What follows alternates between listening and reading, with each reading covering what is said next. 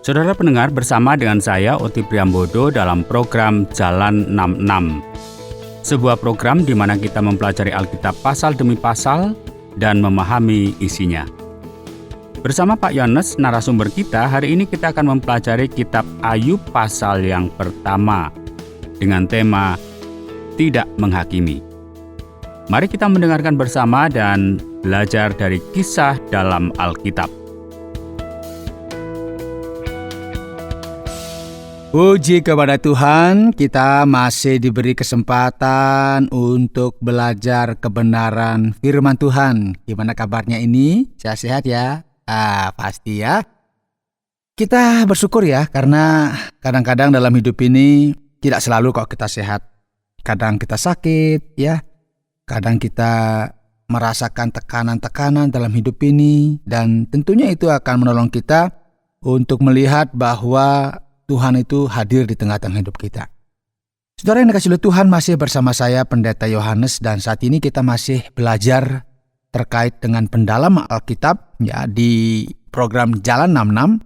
Dan saat ini kita akan belajar dari Ayub pasal yang pertama ya. Ketika belajar kitab Ayub, kita langsung paham bahwa ini belajar tentang orang yang menderita, orang yang mengeluh, orang yang merasa bahwa kok hidupku begini, padahal aku ya rohani begitu ya, aku saleh, aku gak pernah berbuat jahat, kok aku mengalami kesulitan. Oke, kita tidak berpanjang lebar, mari kita belajar tentang Ayub. Siapa Ayub? Di kitab suci dijelaskan seperti ini, saudara. Ada seorang laki-laki di tanah Uz bernama Ayub. Orang itu saleh dan jujur. Ia takut akan Allah dan menjauhi kejahatan. Ia mendapat 7 anak laki-laki dan 3 anak perempuan. Ia memiliki 7.000 ekor kambing domba, 3.000 ekor unta, 500 pasang lembu, 500 keledai betina, dan budak-budak dalam jumlah yang sangat besar. Sehingga orang itu adalah yang terkaya dari semua orang di sebelah timur. Wow, bayangkan daftar ternaknya dimiliki sangat besar. Dia juga memiliki budak dalam jumlah yang sangat besar. Dan dikatakan terkaya dari semua orang di sebelah timur. Ini artinya bahwa Ayub adalah orang yang diberkati oleh Tuhan. Dan mungkin orang bertanya, kira-kira Ayub ada di mana ya? Memang tidak ada detail dia di negeri mana tepatnya. Ini seperti tiba-tiba ada seorang ya yang bernama Ayub, kira-kira seperti itu. Kita melihat sesuatu yang awalnya semuanya berjalan dengan baik, semuanya tidak ada masalah. Tiba-tiba ada sesuatu yang serius terjadi dalam kehidupan Ayub. Dia diberkati, dia memiliki putra-putri, dan tentunya karena dia kaya, dia terbiasa mengadakan pesta di rumahnya dan mengundang banyak orang. Bukan hanya Ayub, tetapi juga putra-putrinya itu mengadakan pesta. Dan ini dikatakan dia mengundang ketiga saudara perempuannya mereka untuk bersama mereka, dan kemudian Ayub mengatur agar semua yang sudah dilakukan itu kembali disucikan. Nah, lihat apa yang menjadi perhatian Ayub di sini. Dia berkata, mungkin anak-anakku sudah berbuat dosa dan telah mengutuk Allah di dalam hati. Demikianlah dilakukan Ayub senantiasa. Nah, tiba-tiba ini kita melihat sesuatu yang luar biasa, sesuatu yang mungkin tidak pernah terpikirkan. Jadi awalnya semua berjalan dengan baik, semuanya hebat, dan ternyata ada skenario di luar yang pernah dibayangkan. Pada suatu hari, datanglah anak-anak Allah menghadap Tuhan, dan di antara mereka datanglah juga iblis. Maka bertanyalah Tuhan kepada iblis, dari mana engkau? Lalu jawab iblis kepada Tuhan, dari perjalanan mengelilingi dan menjelajah bumi. Lalu bertanyalah Tuhan kepada iblis, apakah engkau memperhatikan hambaku Ayub? Sebab tiada seorang pun di bumi seperti dia. Ia demikian saleh dan jujur, yang takut akan Allah dan menjauhi kejahatan. Jadi ini sesuatu yang tidak pernah dibayangkan. Ternyata ada perbincangan di sini ya. Ternyata ada iblis juga yang memperhatikan Ayub. Dikatakan dari perjalanan mengelilingi dan menjelajah bumi. Bertanyalah Tuhan kepada iblis, apakah engkau melihat hambaku Ayub? Dia benar-benar pria yang diberkati, saudara. Dia melakukan semuanya dengan benar. Lihat perilakunya. Dia adalah pria yang berintegritas. Apa jawab iblis?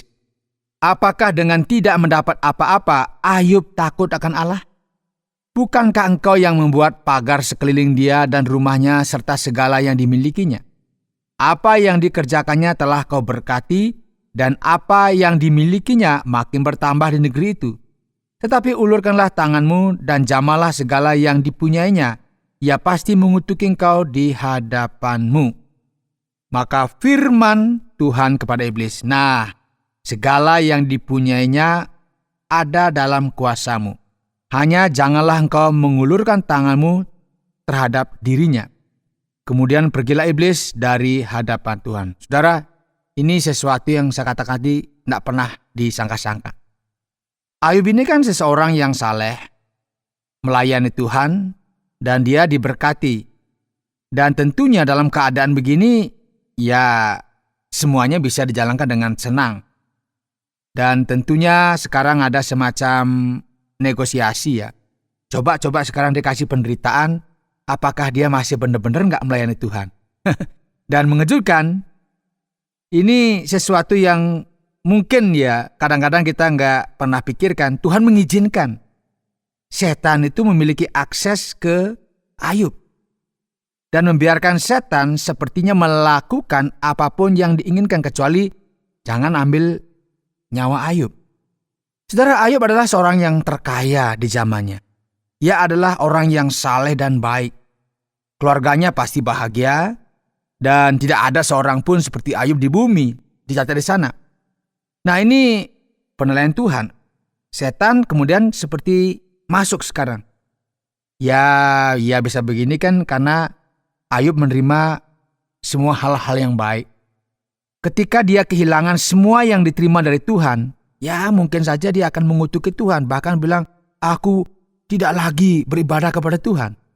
Saudara, kita perhatikan di kitab suci. Menjelaskan seperti ini. Sedang lembu sapi membajak dan keledai-keledai betina makan rumput di sebelahnya, datanglah orang-orang Seba menyerang dan merampasnya, serta memukul penjaganya dengan mata pedang.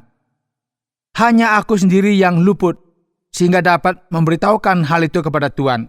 Sementara orang itu berbicara, datanglah orang lain dan berkata, api telah menyambar dari langit dan membakar serta makan habis kambing domba dan penjaga-penjaganya. Hanya aku sendiri yang luput sehingga dapat memberitahukan hal itu kepada Tuhan. Sementara orang itu berbicara, datanglah orang lain dan berkata, orang-orang Kasdi membentuk 3 pasukan, lalu menyerbu unta-unta dan merampasnya serta memukul penjaganya dengan mata pedang. Hanya aku sendiri yang luput sehingga dapat memberitahukan hal itu kepada Tuhan. Sementara orang itu berbicara, datanglah orang lain dan berkata, anak-anak Tuhan yang lelaki dan yang perempuan sedang makan-makan dan minum anggur di rumah saudara mereka yang sulung. Maka tiba-tiba angin ribut bertiup dari seberang padang gurun. Rumah itu dilandanya pada 4 penjurunya dan roboh, menimpa orang-orang muda itu sehingga mereka mati. Saudara bayangkan, semua kekayaan, semua yang ada pada diri Ayub dalam sekejap hilang. Dan dia mendapati sekarang dirinya seperti tidak ada apa-apa. Saudara, Alkitab menjelaskan, maka berdirilah Ayub, lalu mengoyakkan jubahnya dan mencukur kepalanya. Kemudian sujudlah ia dan menyembah, katanya, dengan telanjang aku keluar dari kandungan ibuku. Dengan telanjang juga aku akan kembali ke dalamnya.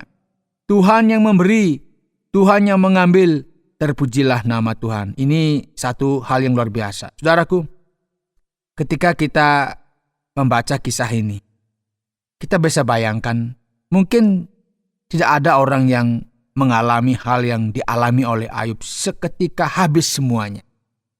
Tidak ada apa-apa. Semuanya, kekayaannya, bahkan anak-anaknya.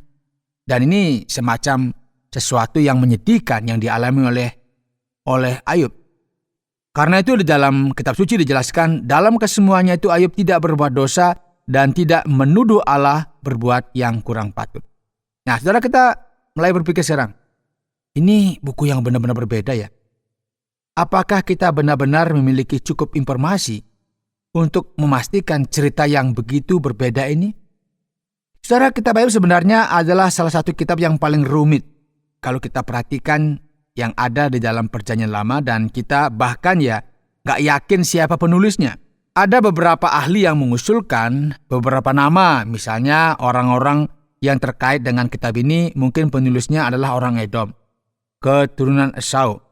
Tapi ahli lainnya mulai berpikir, mungkin ini berbeda. Ini mungkin karena dia bahasa Arab, kemudian diterjemahkan ke bahasa Aram, kemudian dialek yang digunakan dalam kitab Ayub sedikit berbeda. Tetapi saudara, hingga hari ini kita masih belum yakin siapa penulis kitab Ayub dan kapan pastinya tanggal penulisannya. Ya, tampaknya kitab ini menceritakan kisah yang sangat kuno. Tetapi pada saat yang sama, tampaknya juga ini menceritakan tentang momen sejarah yang lebih kemudian dalam iman Israel. Nah, kitab itu sendiri, saudara, ini semacam menyajikan drama, menyajikan kesulitan besar, sebuah masalah, dan pertanyaan besar yang kita semua renungkan, bagaimana mungkin orang yang saleh menderita? Betul ya? Biasanya kita akan berpikir, kalau hidup kita baik-baik, pasti nggak mungkin menderita. Tetapi buktinya, Ayub orang yang saleh, jujur, dia menderita. Saudara, di zaman yang lebih kuno, orang percaya bahwa jika seseorang melakukan hal-hal baik, mereka akan menerima kebaikan. Dan jika mereka melakukan hal-hal buruk, maka mereka akan menerima kejahatan yang sama sebagai balasannya. Atau disebut dengan pembalasan yang bersifat langsung. Kitab Ayub ini, saudara, membahas pertanyaan ini. Benarkah apa yang Anda lakukan di dunia ini, Anda akan menanggung akibatnya? Benarkah ketika kita melakukan hal-hal yang salah, kita menanggung akibatnya di dunia ini? Dan ketika kita melakukan hal yang baik, kita juga akan diberi pahala di dunia ini. Bertentangan dengan gagasan sederhana ini, saudara, kitab Ayub mulai mengatakan, dan perhatikan saudara ya, bahwa orang yang saleh, orang yang baik itu akan mengalami masalah serius dalam hidup mereka, dan ini tidak berarti bahwa mereka bersalah. Bahwa ini adalah akibat dari sesuatu yang telah mereka lakukan. Jika demikian, kita akan melihat sesuatu yang mengejutkan. Ayub orang kaya. Ayub diberkati. Dan dia orang yang paling saleh pada zamannya. Tetapi dia tidak memiliki akses surgawi.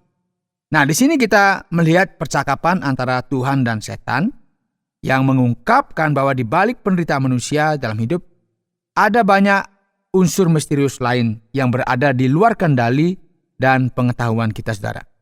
Jadi Ayub mulai menderita hebat tanpa bersalah dan ia kehilangan segala yang dimilikinya, namun ia tetap setia kepada Tuhan yang menunjukkan bahwa ia tidak melayani Tuhan hanya karena kepentingan semata. Ini hanyalah permulaan dari buku yang menarik, saudara. Buku yang mungkin membuat kita terpesona dan luar biasa. Dan tentunya kitab Ayub ini akan membuat kita takjub. Anda sedang mendengarkan Jalan 66 program pelajaran Alkitab, dan saat ini kita sampai pada kitab Ayub pasal yang pertama. Kitab ini berbicara tentang penderitaan dan kontradiksi dalam kehidupan. Nah, di pasal yang pertama, di ayat-ayat pertama, disebutkan tentang setan. Di mana setan di sini? Apakah dia benar-benar masuk surga?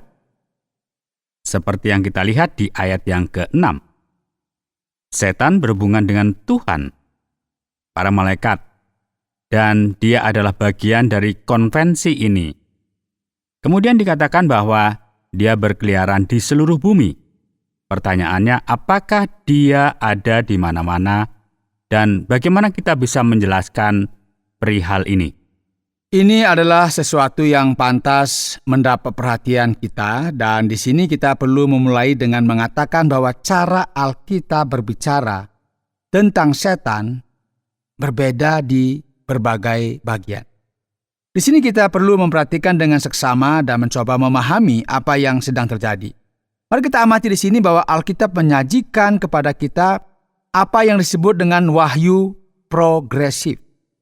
Atau dengan kata lain, wahyu yang tumbuh dan mengungkapkan lebih banyak lagi dari kejadian hingga wahyu. Jadi pada awalnya ketika Alkitab mengkisahkan tentang setan dalam kisah Ayub ini, fokusnya bukan pada peran setan sebagai penentang Tuhan. Setan seperti yang kita lihat di sini bukanlah dewa neraka. Dia bukanlah dewa kejahatan. Dia hanyalah makhluk ciptaan Tuhan, dan bukan berarti setan ini memiliki akses ke sorga, ke tempat ia jatuh. Ini ada dimensi spiritual di dunia kita, di mana makhluk spiritual dan malaikat yang secara harfiah disebut anak-anak Tuhan di sini, semuanya memiliki akses kepada Tuhan, dan setan memiliki akses ini. Namun ini bukanlah sorga dalam arti sorga yang kita tuju ketika kita diselamatkan. Sorga tempat semua orang benar pergi. Jadi setan muncul di sini, di ayat ini menunjukkan kepada kita bahwa setan adalah makhluk yang dapat bertindak dalam batasan yang ditetapkan Allah baginya. Karena jangankan dia menjadi raja neraka, menjadi raja kejahatan, ia adalah makhluk ciptaan Tuhan yang terbatas, sehingga ia hanya dapat melakukan apa yang diizinkan oleh Tuhan. Nah, nanti di dalam Perjanjian Baru, saudara, di bagian-bagian lain, saudara, kita akan mendapatkan uraian lebih lengkap tentang setan dalam hubungannya yang bertentangan dengan Tuhan. Tapi untuk saat ini, sisi setan ini telah diungkapkan kepada kita di kitab Ayub ini. Ada banyak orang takut untuk membicarakan perihal setan. Nah, pada ayat yang ke-8 sampai ayat yang ke-10, ketika Allah pertama kali berbicara dengan setan, bagaimana mungkin di sini setan mempertanyakan integritas hambanya sebagai hamba Tuhan? Bagaimana ia bisa muncul di sana dengan semua bukti yang dimilikinya, mempertanyakan segala sesuatu yang dikatakan Allah? Ya, di sini kita memiliki pertanyaan yang memang menarik perhatian kita. Mengapa? Karena setan mempertanyakan Tuhan di sini. Sebenarnya bagian dalam kitab ini tidak terlalu berkaitan ya dengan setan dan pertanyaannya, tetapi lebih membahas pertanyaan bagaimana mungkin ya seseorang menderita dan tetap mempertahankan imannya kepada Tuhan, ya terlepas dari kenyataan bahwa Tuhan adalah Tuhan yang Maha Kuasa, bahwa Tuhan itu mengendalikan langit dan bumi. Poin yang menarik di sini, Tuhan itu menerima pertanyaan seperti itu. Ini juga merupakan kenyataan bagi kita manusia biasa saat ini. Nah, yang perlu kita lakukan hanyalah apa? Membaca Alkitab. Kita juga bisa membaca kitab Mazmur, kemudian pertanyaan-pertanyaan pemazmur. Kemudian juga kita melihat bagaimana Tuhan dalam kesabarannya yang tak terbatas, kebaikannya, dapat kita katakan bahwa dia memberi kebebasan kepada makhluknya.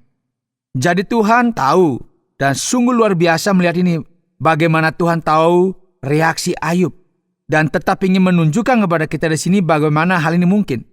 Bagaimana benar bahwa seseorang dapat melayani Tuhan tanpa melibatkan kepentingan lain. Kita melihat bahwa saat ini banyak orang di luar sana ya yang mengatakan, ini gak masuk akal ya. Orang itu hanya terlibat dengan hal-hal keagamaan karena dia memiliki kepentingannya sendiri. Dia mendapatkan sesuatu, kira-kira seperti itu. Mereka pasti mendapatkan uang atau sesuatu yang lain. Nah, mengapa? Ini adalah cara berpikir setan. Tuhan mengizinkan setan berbicara. Tuhan mengizinkan kita untuk berbicara. Tetapi orang-orang yang mengatakan ini akan menemukan seperti halnya setan, bahwa mereka ternyata salah. Pada saat membuka kitab Ayub dan membacanya untuk pertama kalinya, pada akhirnya kita menjadi sedikit bingung di sini. Lantas melihat orang-orang berbicara tentang Tuhan, mempertanyakan iman, kepercayaan dan keyakinan mereka kepada Sang Pencipta. Pertanyaan yang muncul di sini adalah apa tujuan dari kitab ini serta alasan dibalik dari semuanya ini. Pertanyaan tersulit ya yang dimiliki orang Kristen, mereka yang membaca Alkitab dan percaya pada Alkitab adalah tentang masalah penderitaan. Betul ya? Pertanyaannya adalah bagaimana Tuhan mengizinkan orang benar menderita. Mereka kan tidak bersalah. Tiap hari sudah ke gereja, baca Alkitab, berpuasa. Ya gimana bisa menderita? Seharusnya diberikan balasan, diberkatilah hidupnya. Sepertinya kalau dia menderita kan seakan-akan gak adil. Dan tentunya saudara, kita belajar sekarang menghadapi semua ini. Kita diajak untuk bertumbuh di dalam firman Tuhan. Bertumbuh dari waktu ke waktu dan melihat seluruh gagasan kitab suci. Gagasan pertama yang kita miliki adalah orang itu menderita karena dia melakukan sesuatu yang salah, betul ya?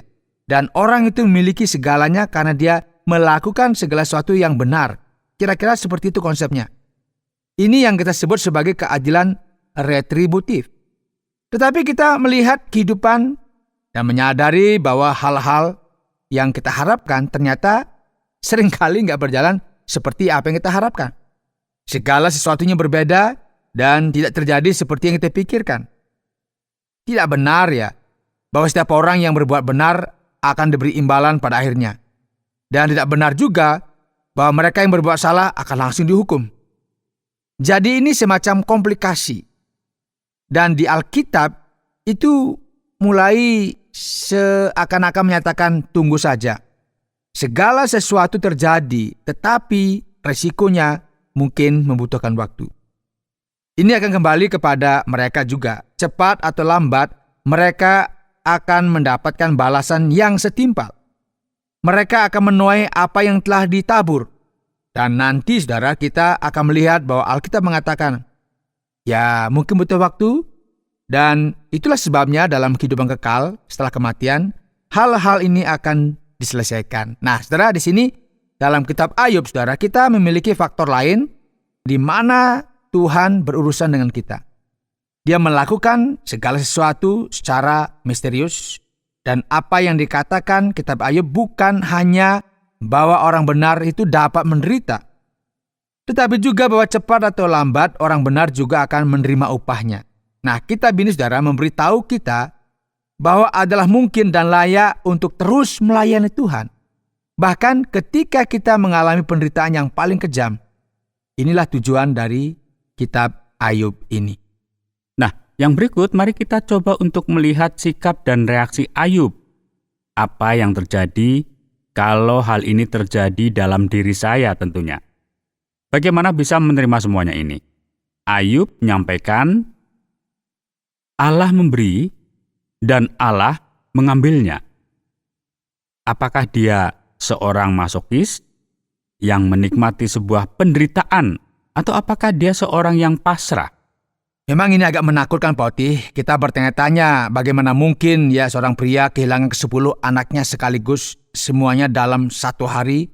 Dan kitab suci mengatakan bahwa dia berkata, dengan telanjang aku keluar dari kandungan ibuku, dengan telanjang juga aku akan kembali ke dalamnya. Tuhan yang memberi, Tuhan yang mengambil, terpujilah nama Tuhan. Dalam kesemuanya itu Ayub tidak berbuat dosa dan tidak menuduh Allah berbuat yang kurang patut. Yang kita lihat di sini adalah bahwa Ayub jelas-jelas adalah seorang manusia. Seorang yang lemah, seorang yang berdosa. Ia tidak berdosa dalam hal ini dalam arti bahwa ia tidak berpaling dari Tuhan dan meninggalkan imannya karena apa yang dialaminya. Tetapi yang kita lihat terungkap di sini adalah cara Ayub memahami realitas kehidupan. Mengapa kita menderita dengan begitu banyak hal yang membuat kita frustasi? Mengapa kita akhirnya menjadi kecewa dan akhirnya kita benci kepada orang lain? Kita memiliki gagasan dan visi yang salah tentang banyak hal, saudara. Kita berpikir bahwa hidup kita adalah milik kita sendiri. Kita berpikir bahwa rumah ini milik saya. Dan kita berpikir, saya bisa mengendalikan semuanya. Saya berpikir, saya memiliki kendali atas kesehatan saya. Saya bisa berkuasa atas diri saya. Ini rasanya nggak masuk akal juga. Ini bukan kenyataan, ya kan? Ini berdasarkan akal sehat saja. Karena Ayub memiliki hubungan dengan Tuhan dan hikmat, ia secara psikologis dan spiritual siap menghadapi segala sesuatu, bahkan siap kehilangan segala sesuatu. Pertanyaannya adalah, jika semua yang kita miliki bukanlah milik kita, jika kita bahkan bukan memiliki diri kita sendiri, jika hidup ini adalah pinjaman, jika aku bukan milikku, tidak ada yang menjadi milikku, dan kemudian tiba-tiba semua yang bukan milikku hilang. Lalu bagaimana aku bisa menghadapi dan memahami ini? Ini sesuatu yang luar biasa, saudara. Ayub tahu bagaimana menghadapi kenyataan ini, dan ini sungguh menakjubkan dan memang secara akal kita yang terbatas ini sulit dipahami. Baik Pak Yones, terima kasih banyak. Berikut bagaimana kesimpulan akhir dalam bagian ini. Saudara, hari ini di Jalan 66, kita telah memulai perjalanan kita dengan sabar melalui kitab Ayub. Kita sudah mulai membaca dari pasal pertama dan membaca kisah tentang Tuhan dan iblis dan bagaimana kaitannya dengan Ayub yang kesakitan dan menderita. Dan ini tokoh yang luar biasa dalam Perjanjian Lama. Saudara, setelah mendengarkan semua ini, pertanyaannya, kira-kira kita belajar apa? Apa yang bisa kita terapkan di tengah-tengah kehidupan kita? Saudara, ketika seseorang memiliki banyak masalah dalam hidup, mungkin dalam keluarga, mungkin itu berkaitan dengan kesehatan atau ekonomi dan sebagainya, kita mulai berpikir, waduh, ini pasti risiko atau konsekuensi dari segala perbuatan saya. Kadang-kadang ketika kita keluar rumah bawa motor, tiba-tiba banyak kempes. Waduh, ini jangan-jangan karena saya sudah berbuat dosa. Kadang-kadang kita berpikir seperti itu. Kadang-kadang orang berpikir, itu kan karena dia banyak dosa itu, makanya keluar rumah banyak kempes. Ya, kadang-kadang kecenderungan orang cepat menghakimi orang lain. Tetapi perhatikan baik-baik di sini. Pelajaran besar yang kita peroleh dalam Ayub pasal yang pertama tentang kita nggak boleh menghakimi. Kitab suci mengajarkan kita bahwa tidak semua orang yang menderita itu salah. Jadi, mari kita berhenti untuk menghakimi orang lain. Karena sejatinya hidup ini misterius. Tidak selalu apa yang kita pikirkan memang itu kenyataannya. Sehingga dari sini kita belajar bahwa ketika orang itu menderita, bukan berarti dia sedang melakukan kesalahan. Yuk, kita berhenti menghakimi orang lain. Baiklah, terima kasih banyak Pak Yones. Saudara pendengar, karena waktu yang tidak memungkinkan, kita akhiri program Jalan 66 kali ini. Kami menantikan Anda untuk tetap mengikuti pelajaran berikut dalam lanjutan pembelajaran Alkitab yang memberikan pelajaran menyeluruh tentang firman Tuhan. Jika Anda memiliki pertanyaan atau berespon terhadap topik berhubungan dengan program ini, silakan menyampaikan melalui WhatsApp ke nomor 081 333 777 386. 081 333 777 386. Terima kasih atas perhatian Anda.